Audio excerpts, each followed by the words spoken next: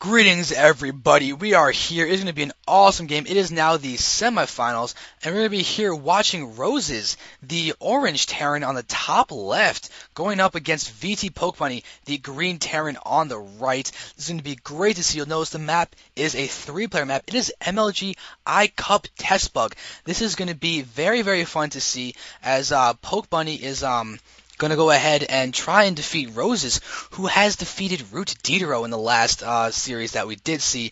Winner of this game is going to go up against DDE in the finals, I do believe, and that is going to be an amazing, amazing series. I do want to say thank you to Hypercrew for casting. They did cast the entire tournament up till now, and so very appreciated them. Check them out, hypercrew.com. They have Facebooks and Twitters that you guys can go ahead and find out a lot about StarCraft 2. They do a great job with the community, so big, big thank you to them.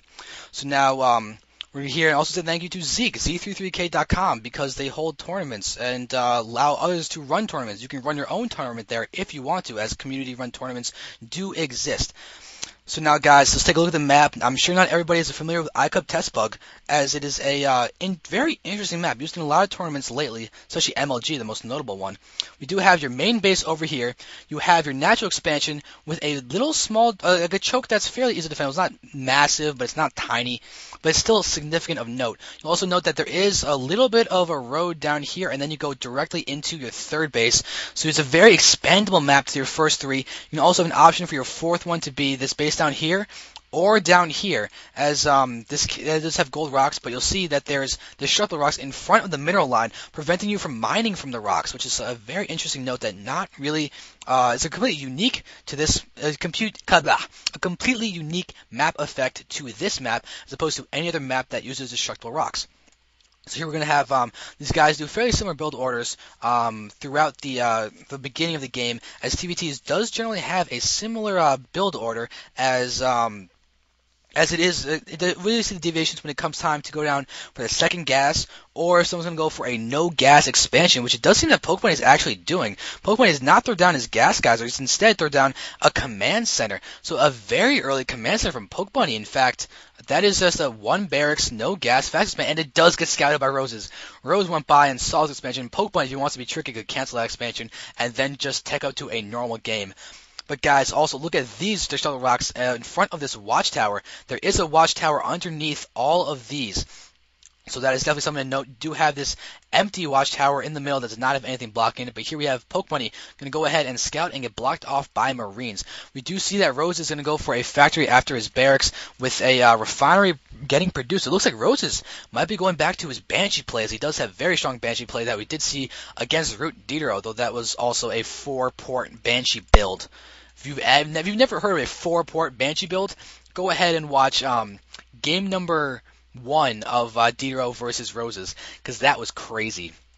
That was absolutely crazy. And now we've got Pokebunny going to go ahead and move in with his command center. If he can just make sure that he actually get the economy to get the amount of army that he needs to defend. So you need a bunker in the front if he wants to try and defend any early pushes, as right now we do have Roses breaking down the destructible rocks at his watchtower. Going to try and make sure that he can just see if Pokebunny's going to move in for the attack. He's done a good job of actually keeping this watchtower as well. So Roses is definitely not a person to take lightly. His tank is being produced from him, so it looks like we're going to see fairly something similar to his. So it's not going to it's not going to be a Banshee build. It's going to be just a tank Marine build. Might try and do another early push with that. But the question is, will Pokebunny be able to fend it off if he did this? If he doesn't get enough out of this early expand that he really needs to? He is slightly behind the food count, but not by a ton. You'll notice that his SCV count is also fairly similar, so he's not overly producing SCVs to the point where he has nothing else right now, but he is going to go ahead and continue to take up with getting a larger barracks count slowly as he just tries to mass up the units that he needs. But here we have Roses attacking this destructible rocks with an SCV. And oh my god, look at that. Pokebunny could just get a free SCV. It looks like he's going to finally see that SCV and go ahead and take it out. Oh my god, he's going to... Roses just gets away with SCVs that have so little health. Look at that. Both these SCVs have 1 digit of health left.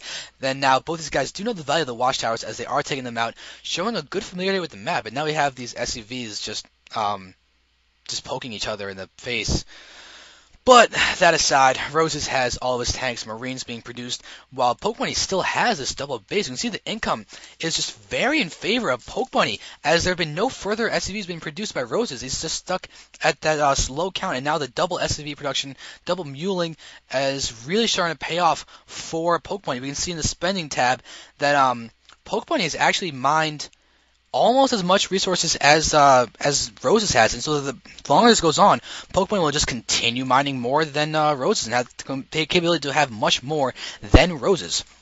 Here we have Pokemon just now starting to actually just started mining that gas geyser from a while ago. They're starting to use it on double upgrades. So he's going for a very high barracks count. Definitely a very economic way to play the game right now in this TVT, using a lot of barracks play to really just make sure he's defending early on. But Roses has all of these tanks that could really obliterate this army very quickly, especially the Marauders take a lot of damage. But if the Marauders can actually get the hits off on the tanks, they do take out the tanks fairly quickly. But look at this. There's no Expo coming from Roses quite yet, it seems. He did send out a couple SCVs. Oh, is he going to do oh, God.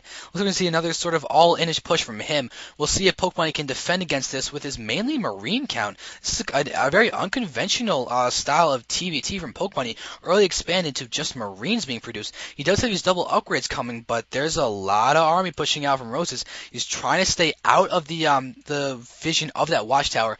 But Pokemon is going to be able to see this, and if Roses isn't wary of this, oh God, good spread on the Marines, but Rose is still taking a lot of hits from these guys, and oh God, that just walked directly into all of those tank firing. Look at this, Pokemon is spraying his Marines, similar to Banelings, as that's definitely going to help him not take too much damage from the splash damage of the tanks. But here you have Roses moving in. He's actually going to be able to hit the mineral line as well as that orbital command with his tanks over there. And there we go, SCV is going to move in, and Pokemon coming down from the side, he's pushing in, but he's not going to target the tanks. He needs to target the tanks. He does have enough Marines to take out the Marines at the other end, but look at Roses still has 5 tanks left. That is really bad. Pokemon just lost so much in that attack. Look at the unit station. We do see that Pokemon has so little 4, and there's GG and Pokemon. That's just one push from Roses, and Pokemon goes down